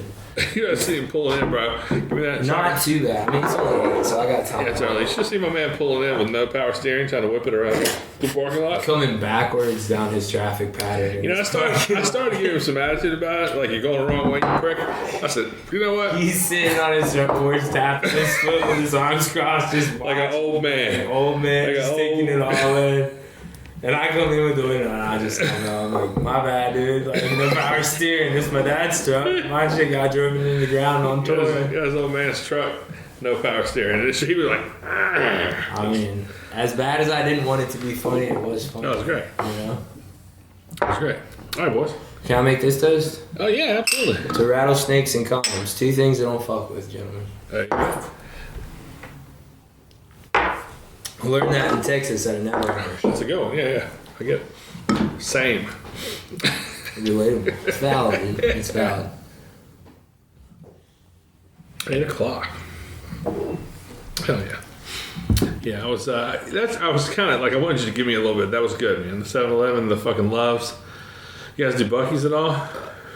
You know, I don't. If I'm being real, I don't think I've ever been to I've never been to one. There's one not far from here. I know, I go to that one all the time. Yeah. So my parents live down in Rafine, which if you're unfamiliar with the valley, it's like Harrisonburg. Rafine's about 40 minutes south, right on 81, and 81's the main corridor that goes down our valley in the mountains. Beautiful place. Yeah, so there's a Buc-ee's about 5 miles down the way, and I'm all over that. Like, I'm all I've never been. The $8 sandwich, it's not the best barbecue sandwich, especially now that I'm spending more time, you know, Tennessee, Yeah, you're down in the Carolinas having barbecue, bro. That's serious business. Carolinas for sure. Absolute heat barbecue all over the Are place. you going to be here for Shandor Rose? Do you know those dates? When is it? August 7th, 8th, and 9th. First weekend of August. I mean, if you're, you know, if you can be, I'm sure, because there's tour already going. Let me see what I can do. I don't think I'll be on tour. I know I have a huge show right before that, but that might be like a good perfect way to unwind after that huge show. That would be heat. We're gonna have 2 days of tattooing here, and the third day tattoo till 4, and then I'm gonna have a pool party out in Elkton, from like a cookout from like 5 on Sunday. So you should try to make it. It'll be fun. Dude, that would be fire. Yeah. That'd be fire. Maybe get some of the boys. Avery will be there. He's gonna bodysuit. I keep joking on the YouTube show we do that Avery's gonna get a full bodysuit that weekend. Yeah, I told Andrew that you set an appointment like you set us that time, and when I told him what you were getting, he was like, "Oh yeah, I'm so excited." You're getting a tat? Yeah. That's he's got a couple tattoos, but he's going to get one from Andrew. It's not going to be the exact thing, but you know the No Lies Instagram, the sparrow with the birds? Yeah. It's going to be a version of that, right? Yeah. That's a sparrow? Yeah. It's not a finch. It's not a finch. Okay, I'm just checking. A lot of finches around the tour. You know? Yeah. Congress the Bird, it's a good band. It's a real good band. Yeah, that's interesting. What about that guy in Michigan you were talking about? That dude Chris did Fox. Del McCurry's, Chris Fox. You know Chris? Yeah, he recorded with him. Yeah. By the way, if you want some dill pickle vodka, no thank you. There's 2 bottles in the refrigerator that Chris Fox left here. That's all he drinks. But they're great. Dill pickle vodka. Yeah. God, you always tempt me with a good time, man. I'll tell you what. Fuck you, man. Don't you put that on me, Ricky Bobby. Chris Fox owns a tattoo shop called Fish Ladder Tattoo. Shouts to them. And he knows Billy Strings for years and years. He's tattooed him, but he did a portrait of Doc Watson on Billy Strings. Doc Watson. Shit. Yeah. That's crazy. You think that guy would put like Sturgill Simpson? Yeah, fucking yeah. Like Chris Fox could do it. He's a tattooer. Sturgill Simpson, if you were me. Who would I get to do it? No, like where do you think that tattoo belongs? I don't know. Like that Doc Watson is on Billy's calf. Okay. Back of his calf, because it's sort of the wide part of your calf lends it perfect for like a bust, you know, like that shape. Sure. The inside of your bicep, same. Have you listened to the Johnny Blue Skies album? Oh yeah. I haven't listened to it. Is it dope? Oh yeah. Yeah? Oh yeah, bro. Yeah, I mean, literally, I'm still stuck on Cutting Grass, you know what I mean? Cutting Grass is fire, but like, Yeah, it's the green one with all the French shit on it. I like the Sea Story shit. Like that whole Navy album he did is the toughest thing I've ever heard. Sturgill's an icon, legend. I mean, really is. Dude. And I like when you I think it was around. Who the fuck is Sturgill Simpson? Yeah, I like in the fucking. I guess it was around New Year's or something. He did his first live show in a very long time, but he did like some of the covers and stuff he done there were fucking ill. Man. Absolutely. He knows what's up. Yeah, great roots. But yeah, I've come close to I know people that have tattooed Hank 3, and I know some people that tattooed Shooter. Not Shooter. I probably know somebody that tattooed Shooter, frankly. For real? Probably. But what's the guy's name? The red-haired boy from Kentucky. Tyler, yeah. Timmy. Yeah, Timmy. Yeah, I've had people hit me up and be like, he's been putting up some wise stuff on data centers. Oh, yeah? Recently. Yeah. Check his socials. He's got some stuff. Bro, he's gonna change the world, bro. He's tight. He's save Appalachia. I'll fuck with him. But but Chris Fox didn't just do that Doc Watson tattoo on Billy. He did a bunch of tattoos on Billy. Billy's covered tattoos. Yeah, well, yeah. He did a bunch of shit on it. Yeah. I know a friend of mine that tattooed Dame Dash a ton. No shit. For like Rockefeller Records, like hip hop icon. My buddy Mike tattooed him a bunch. There's a lot of overlap anyway, because all those dudes have tattoos. They gotta get them somewhere. Sure. Yeah. Where we at? I need a beer. Right here. Oh, we're at 114.55. Nice. Get you a beer. Yeah, is that cool? Hell yeah. Do whatever you want, man. You're forbidden. We take a baby smoke break. We need 2 puffs. A little 2 puffer. I get some hair, dude. I feel like it's going well. 70-year-old Vietnam veteran at Gift and Thrift with the spear on his neck. He said Andrew probably did it 20-something years ago. Yeah, no. Would you give me a fish on my neck? Certainly. But you could tell it was... somebody. Because sometimes that's where you got their tattoo, but I knew, I could tell. I said, you got that at Alley Cat, right? Michelle Connor did it? Oh, yeah. I didn't want to go ahead and I didn't call it right ahead, but I was it was pretty clear. Let me tell you something. That's the thing about Andrew Connor tattoos, man. Call him Jones. I remember I was out in Elkton at Swift Run, which is like up on the mountain. There's a big pool, big local pool, and my buddy Garland lives close by. You know Garland. Mm-hmm. And you might have met him. Anyway. Yeah, he's big. They cooked like fucking 4 hogs, and all these people brought all this stuff. And I'm sitting like across this like gravel area in the shade from this lady, and she like comes over and sets her chair down, and sets a little thing down, and puts a cooler down. Her man comes down, the kids come down, and then she turns and sits down. And I look over, and she got a blue rose on the side of her calf, and I'm like, Andrew Connor did that rose. She was like, how did you know I got it at Alley Cat? Fucking 2006 or something like that. And I'm like, because Andrew used to do the center of the rose look like a pussy. Like the way it folded over. And then, most people, civilians, never see it. But in the tattoo trade, it's like a trick, Well, it's funny, dude. So you talk about like road jokes and stuff, but like, trim. I'm gonna screw it up. But Congress has this theory. Me and the boys are working on this theory that all artwork can be devised into like 4 categories. Okay. Of like sexual features. Like it's either tit based, it's vagina based, butthole based, or there's a 4th category and I'm blanking on it now. It's called dong, I'm assuming. Maybe. I don't know. I was just put on this. But this is the kind of stuff that comes up in the van. The pressing matters, really. That's hilarious. I don't think I agree with it totally. I don't know what you mean by that. You can elaborate if you want to, but you already said you're gonna fuck it up. Well, yeah, I am. There's a ton of titty-based art everywhere. You just gotta walk out on the other side of this wire. I never even realized it. Like, you know what I mean? Like, that's all. It never occurred. That's the only thing I realized. Yeah, but I was like looking at it as art, and I never thought about it until I was put on the fact that like people were inspired. Yeah, well, you're probably much more civilized. I know you grew up in church or around like regular vanilla, no offense to anybody type people, just regular. Sure. All I cared about that there was titties on it. You know what I'm saying? Yeah. Well, on anything that has titties. Well, I can relate to that. Yeah. I mean, well, there's that banner right there or that flash over there or whatever. You know what I mean? I'm like, oh, nice. There's some titties on there. It checks out. Did you see Nate's new tattoo from Karina? Are they titties? Yeah. Hell yeah. So dope. Who's that boy great, dude. Shout out Karina Novella. Shout out. Yeah. Karina Novella. It's on your boy Nate. Oh yeah. Wait, I feel like he got that here. Yeah, from Karina. She was visiting from New York City. I've seen it. I've seen that. She had things. Awesome. They got the things. She had a drawing of this girl, but she didn't have her arm up with a cigarette. That's like so. She it's changed on his tricep. Yeah, up here. That's tight. It's look at that shit. I mean, if both of y'all don't get titties tattooed on y'all, when I got this tattoo, I just made Andrew like place it to where I could make the titties move. And I get a little bounce to the titties, like kind of like a holy girl kind of thing, you know? Yeah, that's crucial. Yeah, it's important. That's badass. Real important. I mean, that thing has paid dividends. That placement has paid dividends. In the years past. For sure. Old tattoos, man. Some lady that day was like, "That looks so good. How old are they?" It was in the 90s, all of them. No shit. Yeah. I got everything, not my hands or my fingers, but everything from my wrist up. I got in the 90s. That's crazy. Are they hard to maintain? Or it depends on Not if they're done right, put in there proper.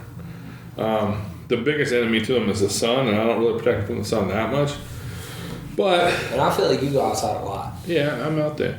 But they were put in right with like in the 90s there was like pigment that was pretty questionable as far as the FDA was concerned. But it because it had plastics and stuff in it. But it also that yellow's that bright. And I got it in 1998 or 7. That's crazy. You know what I mean? Like that like mint kind of color through there. Yeah. I got that in the 90s and it's still like bright. You know what I mean? But yeah, old stuff. Anyway, you guys should have your whole lives ahead of you, and you should get naked girls tattooed on you. Fully naked, or just titties out, or bent over, whatever you can do. Well, you go ahead and tattoo guy. just do it. Yeah, you'll be glad you did, man. My Uncle Arthur was covered in pinup girls. Not all of them are naked, but a lot of them. It's a good thing. Dude, maybe that's the next move, really. I can see it. Yeah. I can see it. Yeah. You know, my grandma gets sassy at Thanksgiving. I just roll to Just sleep. bust out the titty out hula girl. Bam. Hell I yeah. like that. Man, you know Wayne the Train Hancock? He's a singer-songwriter out of Texas. Does like Western style I country. feel like maybe. He's been on NLJBS bullshit before. He's the shit. Really? He's got like full pinup girls on both forearms. Like their heads are here and their feet are here. It's honky shit. Big man. as fuck on both forearms. Badass. Cool as a motherfucker. Absolutely badass. You love his shit, bro. He got some great records out there. What's the pop? What's going on? Man, life, dude. Just living, man. You know, chasing a dream, and So you staying on the street here still? yeah. Whenever I'm back in town, man, Yeah. I'm still through Harrisonburg. I like to play shows that all the people that like believed in me and got me this far and stuff. It's cool to have the opportunity to get out, but it's like, this is where I'm from, and like I try and take the valley with me and spice it up in everything that I do, that we do as a band. You know what I mean? Like we're just working people. Like we pack it up, unload it, go to work and go to the next one the next day, because that's what you do 5 days a week, and then you chill with your family and hang out. And How long are you in town for now? I leave at 8 a.m. tomorrow to go to Raleigh. I thought you had like a couple days at the crib now. Nope, I got here from DC today at like 2:30 p.m. Yeah. And then I came and You got a show in Raleigh tomorrow? Got a show in Raleigh tomorrow. With Congress? Well, yeah, it's Congress's show. I think I'm just backstage for that, hanging out with our manager and the boys. We're all getting ready to move down to that house in Charleston, so it'll be good to. When do you leave for that? About 8 a.m. tomorrow. No, for the full move to Charleston. As soon as the car gets out of the shop, that car that we ran into the ground touring. Is it here getting repaired, or is it out? Yeah, it's at the AAA shop. Okay, 42. Shout out my guy. What's his name? Miller? Yeah, Tyler Miller. Shouts to Tyler. He's a big NLJBS bullshit fan, so he'll appreciate the shout out. Yeah, hell yeah. That's my guy. He's hooking us up. He understands the band vehicle. Oddly enough, he knows our guitarist, Dylan Nordquist, and our producer. They like race cars together in Japan or something, like unbelievable. Of course. It's like Did you the world's so small, dude. Is Mac Rock still going? Is it all through the weekend? Yeah. How's it going? You hear anything about that? It's You've going. been busy in your own world. Well, I'm close friend. I don't know how much I'm gonna say on the internet, but like I'm close friends with the dude who runs MacRock, or is a lead associate in MacRock, because they're a whole committee of volunteers, which is cool. But yeah, I mean, ticket sales are definitely up. And Yeah, that's what I'm thinking. Yeah, it's going well. I think it's just a lot of infighting, and like a lot of when you get that many people to work together, nothing gets done, and it's Plus, a lot of. Are they mostly volunteers at college age? It's a lot of volunteers who are in the punk scene, and like just a bunch of just like weirdos, just kind of. Yeah, which you want, but it makes it hard for organizational type things. Exactly, which is like the essence of MacRock. Which but just know weirdos have to drive it. Yeah. If they didn't, then it wouldn't be good. They have to, and that's what Forrest has told me that, because like weirdos have to drive those things, man, straight up. But I'm excited for it. It's gonna be fun. I'm like filming and You taking familiar with photos. MacRock at all? It's this huge festival that's going on here in Harrisburg forever. My buddy told me about that. There's like old legendary punk shows that took place during it, like that are considered legendary. Crayola House. No, this is like older than that. This is Really. Crayola House is pretty old, but yeah, MacRock, was going on. I guess in the '90s, but I know that Fugazi played a legendary set there, and Avail played a legendary set there, and I think Flock and Molly played a legendary set there, and a bunch of great bands played like really legendary shows at MacRock over the years, and it continues on. So we what do we call it? Sponsor it every year for my brother's into it. Hell yeah. Man, I remember I used to sponsor a music zine in town. And it wasn't regular, but anytime Paul Summers put it out, and anytime he could do it, he owns the Pony now. But he would, anytime he could put it out, we would sponsor it every single time. That's you know what I mean? And just told him, just like, you don't have to ask anymore. Whenever you put one out, just come over and I'll write you a check for it, because it's shit. You know what I mean? Yeah. The music scene here has always been pretty dope. so quiet, like up there. You're being weird over there. I was waiting for y'all to talk. Sometimes it happens. Sometimes there's a dip. What's going on? I'm stoned. That's all. I'm fucking stoned. Straight like that. How was your boy doing out there? Doing good. Killing it? Yeah. Related to these college kids. Well, we were in the next station just talking shit, smelling like weed. Anyway. I was doing the same thing, but just in a different language, Yeah. Talking Clone Wars. What? Talking Clone? Why are you talking Clone Wars? It's what his tattoo is about. It's about like Star Wars Clone Wars. Okay. Like I used to watch that growing up with my dad. Like that was like our Saturday morning cartoon. It was a cartoon, Yeah. But it's very like popular now. Like they make edits of it, and it's very like it's just like in the zeitgeist now. I don't know about that, but I know that In the zeitgeist of that age of people. Yeah, but when it came out, that's how old I am. Sure. Not the first one. I think the first one came out in '74, maybe. I got into it as a kid because my parents were really into it. They were saying, "But my brother is way into it. My son's way into it, and I always dug it, but I wasn't a nerd about it. You know what I'm saying? That's valid. That's valid. That's right. Like when the next three came out, I didn't camp out at the movie theater. Like I was playing NBA Street, not like you know what I mean, not Battlefield back on the PS days, like. I was actually playing basketball on a court, getting beat up by 35-year-olds. We did that too. That's a good story. Yeah. There's nothing wrong with some hoops. Oh, bro, I love Nothing wrong with some basketball. This guy right here, he's in it. Hell yeah. Playing adult leagues. Choice. That's funny. Trim, fam. But see, what you're talking about in regards to like an outfit, that comes from the phrase slim and trim, I'm assuming. Like when you say someone looks good, that's like an old phrase that you say they look slim and trim. You look sharp. My grandpa says that. Yeah, I say that. Yeah. But trim, like when it's a little bit different. What I'm talking about is just straight pussy. Crease. That's crease. That's trim. That's the crease. And Clifton Forge is trim for sure. I get it. You know what I mean? There's no Clifton Forge crease. Yeah, it's called trim. No crease area. It's the same thing, but it's called trim then. It's just new bitches. It's full of it. You should go sometime. No. I gotta go Friday. Take Tucker to the Clifton Forge Moose Lounge, Elks Lounge. How far is Durham from Clifton Forge? I don't know. It's a ways. It's a stretch, dog. You sure? Too much of a stretch? Gotta be at least 4. You gotta come kick it. Come to 9:30 Club, dude. When is that one? You should have Then I'll look it up. Yeah. I'll You get tell me. it. No, it's alright. I'll get it. Everyone go see Congress the Band and Tucker at 9:30 Club. Get a little content. July 24th, brother. Yeah, you're not booked that far Let me out. look at your People love Congress, man. They're like nuts about them. It's great exposure, dude. We're so lucky to be with them. Yeah, we'll do it. Put it, You know, pencil they're a in. class act. Yeah, come through. It's Oh, who was that? I don't know. yeah. So I for think the everyone was record, hype about that Club Voice tag. I think that summer tour with Congress the Band looks like July 24th in Washington D.C. at the 9:30 Club. July 25th in Virginia Beach at Elevation 27. July 29th in Wilmington, North Carolina. And then August 1st at the Windjammer in Charleston, South Carolina. Fucking right.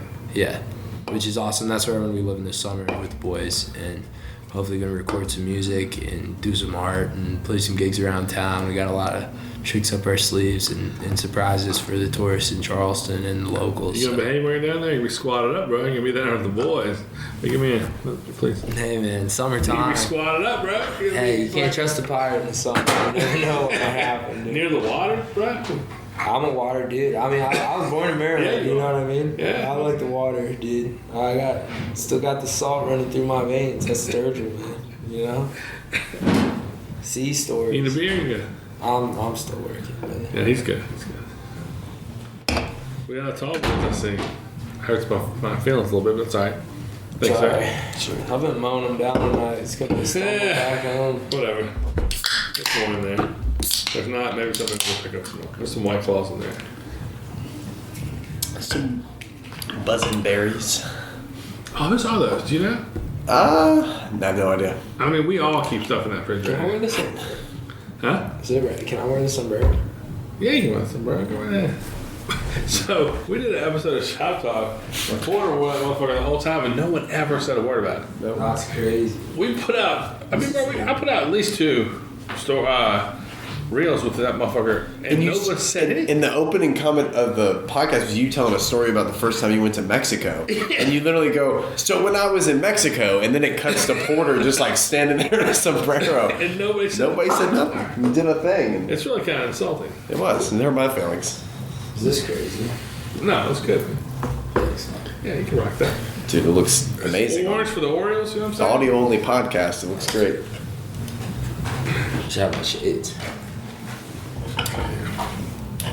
The other day, I had new sunglasses on, and Andrew goes, I like those shades, they look good on you. They're not squeezing that giant head of yours. I was like, fuck you, motherfucker. I said my last pair of fucking sunglasses looked superb on me, dog. Don't ever in your life talk crazy to me. Fuck you, hate yourself or something, man? Don't talk to me like that. You know, my brother's used to me being ridiculous and talking too much. Yeah, I can't believe nobody brought the sombrero up, though. Yeah, you gave us the fucking, Avery gives me clips to post on Instagram. Yeah. He gave me one, man, of Porter just like acting out and talking about a hand job. And it was just, I was like, I can't put this on Instagram. Dude, I don't know. I told my drugstore tonight. What if we just said fuck it? Like, just go for it. That's different, bro. That's He that's said that legend as a to me. motherfucker. You just see Porter simulating a jerking somebody off, bro. It's not a good scene. It happens. Yeah, well, he's a married man. You know, people eat, sleep. We do other stuff. You're right. No. We're not. None of us Bees trying do to it, the chin. birds do it. But he's talking about fences. I grew up Catholic. Got It's 4 about views on YouTube. When it comes to that stuff, that's crazy. But he's talking about people aggressively. Anyway, I can't. A teethy hand job? No. Some bad crease? Teethy hand job, bro. Teethy hand job for some A bad handy crease. J, bro. You're talking about a handy J right now. Gotta be J. That's not real. You've gone too far. Anyway, I can't put that video out for. No, that's okay. We can cut that. I mean, I wanted to, but I just couldn't. I think that's appropriate. I think it would. I don't think he would have cared, but I think the world would have manipulated that video and used it against him. I know that if I knew how to, I would have. You know, it does happen. But there's a First Amendment. You gotta keep it real. Like if that's where I'm at on He has every right. I think, you know, like with live music coming back to like these young kids out there and like it's, dude, I think that like also keeping it real is coming back a little bit. Yeah. You know what I mean? And that's not like political statement. I just think that like, you know, it's like we were talking earlier about like the millennial pause and like the familiarity on camera and stuff like that. It's like it's tough to do, but like people respect when you're just yourself, you know? Sure. And I feel like that's like, you know what I mean? That's something I've been learning about. Yeah. Often just being yourself, just like how you express yourself. Yeah. Of course. Goodness. What do you think, Avery? I mean, you gotta be authentic, or else they won't. It's not true. Like, it just doesn't work. Like, content has to be authentic. Like, that's the best part about it working. It's like you're authentically. Like, this is not a fake thing that you're doing. Okay, it's like people make fake podcasts all day. It's just like 2-3 dudes talking in a room. But like, it makes me think we gotta shoot that Wayne's World thing. Oh, we do. We do gotta shoot that. We need anyway, to shoot that. But yeah. You ready to wrap this thing up? We're gonna keep going. What you got? Sure, brother. Tell folks where they can find you on Instagram and whatever your next two or three shows are. This is gonna come out on Tuesday. So real quick. Let me see the calendar. On Tuesday. Tuesday's far out for me, brother. This torture in more ways than one. It's Dr. Doc. I don't know who do you okay, know? alright, cool. Woo. So this is coming out Tuesday. This will drop Tuesday, the 14th. Yeah. Yeah, I'm Tucker Wyatt. Follow me and my band at Tucker Wyatt VA on Instagram, and we're about to drop a new song, Pamela. So check that out. Be looking for it on Spotify. Be looking for it on Spotify. I'll share it, of course, when this drops. Next shows are at Myrtle Beach with Congress the Band at Boathouse. We'll see you there on April 15th. And Congress the Band's Instagram is Congress the Band. Congress the Band, baby. All right, doggy. Appreciate it. Avery? Make sure your taxes are paid and go see Tucker on the 15th. All right, April 15th. It's been a pleasure. If you don't pay your taxes, come to our show anyway. There you go. Thanks for being your true self and wearing your sombrero today. I know you want to represent Rafine. Pamela, Pamela, Pamela, Pamela, Pamela, Pamela. Straight to my head, back to my bed, lay me on down, make it all make sense. Pamela, goddamn, you make me feel so fine.